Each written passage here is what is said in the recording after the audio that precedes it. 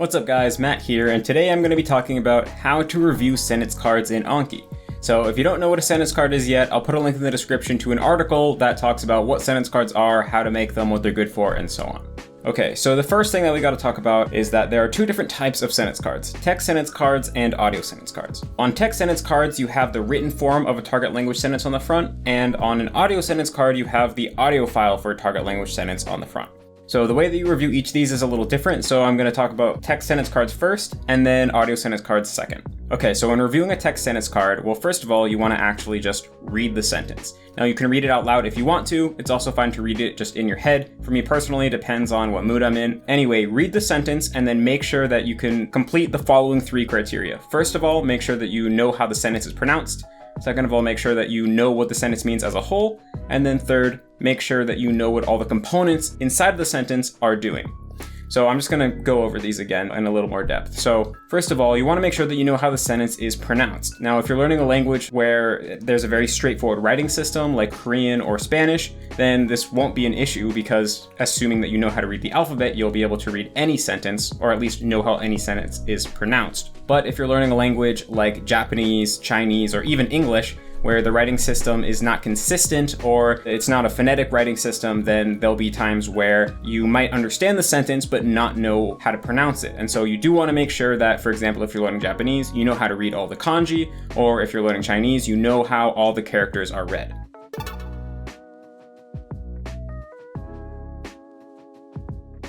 So the second thing, you want to make sure you know what the sentence means as a whole.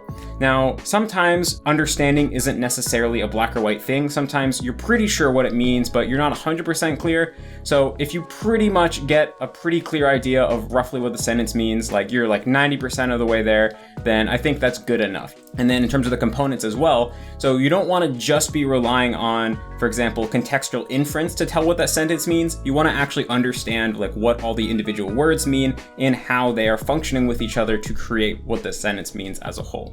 So that might sound a little technical, but it's really pretty straightforward. You just read the sentence, make sure that, yep, I know how to pronounce it, I know what it means, and I just know what's happening within the sentence. Now, something that's important to note here is that you're not trying to translate the sentence into your native language. The ideal is that you just understand the sentence in the language that it's actually written in, or in mentalese, as I explain in my video called How to Not Think in Your Target Language. Now, oftentimes you'll find yourself translating it automatically without even trying, and if this happens, that's totally fine. You don't have to get worried that you're doing it wrong. Just don't try to go out of your way to translate it. Now, oftentimes I think the reason why people feel the compulsion to translate the sentence is they're not sure whether they really understand it or not, and translating it is one way for them to verify that they do indeed understand what it means. So one tip that I used to do is if I wasn't sure exactly what a sentence meant, I would try to visualize a scene where that sentence might make sense to say. And through doing that, that would just give me a way to confirm that I did understand what the sentence meant without relying on translation. So I recommend trying that out as well. Okay, so once you've read the sentence and you've gone over the pronunciation and the meaning, then you want to go ahead and flip the card over. Now, I don't recommend ever using the easy button or the hard button in Anki. I recommend sticking with either the good button or the again button. Now, if you want to know why this is, then check out our article series on the MI website called Low-Key Anki. It goes in depth on why this is actually a much more optimal way to use the Anki algorithm. But anyway, talking about the criteria of whether to grade a card good or again, well, first of all, I'd say when you read the sentence, if you were very confident that you knew what the pronunciation is and what the meaning is, and it was very easy for you to recall, then you can go ahead and grade that card good, and you don't actually have to look at anything on the back of the card. You can just immediately flip the card over and grade it, move on to the next card. The information on the back of the card is really only there to refresh your memory if you need it, but you don't have to spend any time on that if you were confident that you knew the answer.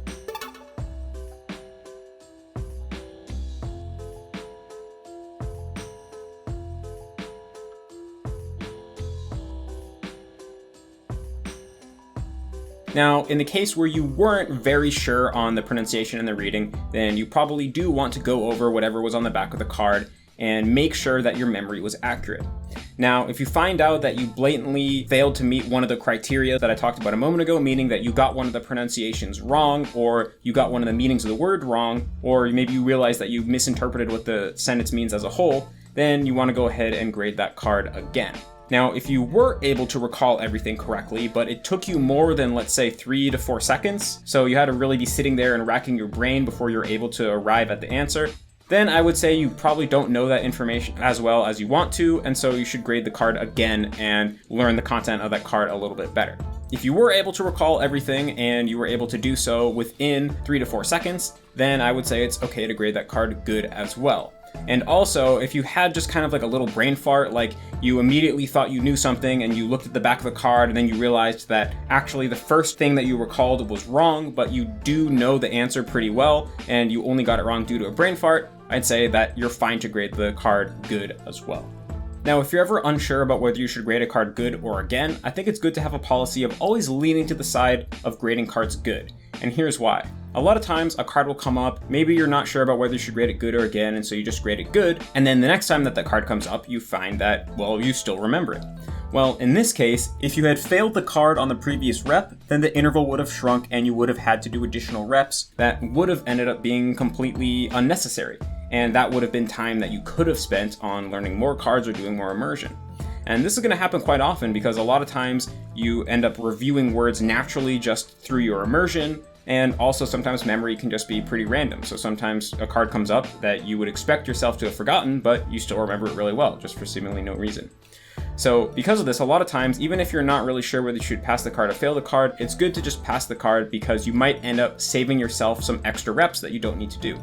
Now, of course, there's the other scenario where you're not really sure whether you should pass or fail a card, you pass it, and then the next time it comes up, you find that you've forgotten it, and you realize that, oh, I probably should have failed the card during the previous rep, but even if this happens, you can just fail the card then. And in this scenario, no harm is really done because it's never too late to fail a card, and regardless of when you fail a card, that's going to have a very small impact on how many reviews you have over the long term. So overall, for this reason, I think it's good to just have a policy of always leaning to the side of grading cards good, because in the long term, that's going to save you a lot of time by you not having to do reviews that you don't actually have to do. Now, there's one other situation that I need to cover, which is when you read the sentence, you're not sure what it means, you look at the back of the card, but even after looking at the back of the card, you're still not sure what the sentence means. Now, this shouldn't happen to you too often because in general, you should only be adding sentences to Anki which you are able to understand, but it does happen to all of us every now and again because sometimes you come across a sentence in a show or something, and due to the specific context that that sentence was in, you're able to understand it, but then a few months later, once you forget the original context, you stop being able to understand it, so that can happen. Another possibility is that when you first come across a sentence, you can only think of one possible interpretation of what that sentence could mean, and so you feel like you understand it. But then a few months later, after you've gotten better at the language, you come across the sentence again in Anki and you realize that actually you can think of two possible meanings of that sentence and you're not sure which is the correct interpretation. So in cases like this, a card might show up in Anki where maybe in the past you felt like you understood it, but for whatever reason now it's just not clicking and not making sense. So in this scenario, it's best to just delete the card, because if you're not able to understand a sentence even after looking at the back of the card, failing that card and seeing it more frequently isn't really going to help you. Every time it comes up, you're probably still just not going to be able to understand it, at least until you get better at the language fundamentally. And so it's best to just get rid of those cards, because if you have a lot of cards in your deck where every time it comes up, you just feel this confusion because you're not really sure what it means, that's going to lead to reviewing an Anki itself to become a very tedious and frustrating activity, and this can lead to just quitting Anki altogether. So it's best to just delete any cards that are seriously confusing to you. No worries, you'll come across that word again in your immersion and you'll learn it then, and it'll be no issue. So it's really nothing to worry about. But one other potential option you have is counterintuitively to grade the card good, because if a card already has a decently sized interval and you grade that card good, then you're not going to see that card again for a few more months. And if you're engaging in a lot of language learning, then the next time that card comes up a few months later, your base level of ability in your target language will probably have improved, and you might be at the point where you actually are able to understand that sentence now. So one way to think of it is, if you have a sentence in Anki and you're not able to understand it even after looking at the back of the card, you can grade it good, send it off to your future self who's going to be better at the language, and hope that your future self will be able to understand it. And of course, even if the card comes up a few months later and you still don't understand it, you can always just delete it then. Okay, so that was text sentence cards. Now let's talk about audio sentence cards. Now, overall, the reviewing process is largely the same, so I'm not going to cover all the same details over again. I'm really just going to go over the things that are different. So for an audio sentence card, what's on the front of the card is the audio for a target language sentence. So what you're trying to do is listen to that sentence and then make sure that you can tell what all the individual words in that sentence are, what they mean, and then also understand what the sentence means as a whole. And again, you're not trying to translate the sentence, you're just trying to understand it in your target language. Now, I think it's totally fine to replay the audio 2 or 3 times, but if you have to replay the audio 4 times or more in order to understand what's happening within the sentence, then that probably means that you either need to mark that card again, or maybe just delete it because it's a little too hard. Now, when you look at the back of the card, one difference between a sentence card and an audio card is that on the back of an audio card, you're going to have the written form of the target sentence. And even if you were very confident in your ability to understand the audio on the front of the card, I still think it's worth your time to go and actually read the written form of that sentence, because through doing this, you can pick up the writing for all the words within that sentence as well. And so a lot of people think that a downside of audio cards is that they only teach you to understand the spoken form of the words in the sentence, not the written form. But in the experience of myself and other people who I've talked to, as long as you read the sentence on the back of the card, you're often able to just pick up the ability to read all of those words as well. So even if you're really confident in understanding the audio, I still recommend reading the sentence. Now, if you are confident in the audio, then that's all you need to do for the back of the card. You don't have to read any of the definitions or look at the picture or anything. You can just grade it good and move on. Although if one of the parts of the sentence was hard for you to understand, then you probably do want to look at the back of the sentence and then choose whether you're going to grade that card again or good. And the whole idea of leaning to the side of grading cards good applies for audio cards as well. Now, one final thing I'll say about audio cards is that I think it's even more crucial than for text cards to get rid of cards that you're not able to fully understand. And the reason I say this is because one big difference between the spoken form of language and the written form of language is that in writing, you can take as much time as you need to digest the sentence, but with spoken language, there's kind of a time limit built in. Spoken language tends to be very fast, very quick, very slurred, very blurry, and if you're not able to process it at the speed at which the person spoke that sentence, well, you're kind of just at a loss. And this isn't really something you can fudge. It takes real, genuine listening ability to understand a spoken form of a sentence. And so a lot of times what might happen is that you have an audio sentence card and you're just not able to actually hear everything that's happening within that sentence. It sounds like a blur. And so what some people might be tempted to do is just memorize the written form of the sentence on the back of the card, and then when they hear the spoken form of the sentence, recall the written form that they memorized.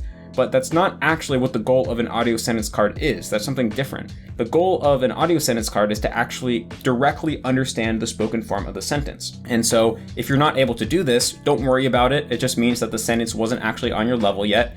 And so either delete it, or maybe, like I talked about with the text sentence cards, grade it good to send it over to your future self. What you don't want to be doing, again, is just failing it over and over again, trying to brute force get the card right through memorizing the text form of the sentence and then simply recalling that when you hear the audio. If you can't actually hear what's going on, then that means that it's not on your level yet. So that was how to review sentence cards in Anki. Hopefully that was useful to you guys. If you did find this video useful, then please consider liking the video, subscribing to the channel, following me on Twitter, and checking out the Mass Immersion Approach Patreon, where you can find lots of cool content such as a Discord server that functions as a community of people using MIA to learn various languages, tens of hours of Q&A content from myself, as well as beta releases of Anki add-ons that can help optimize your Anki workflow. So that was all from me, and I'll catch you guys in the next one.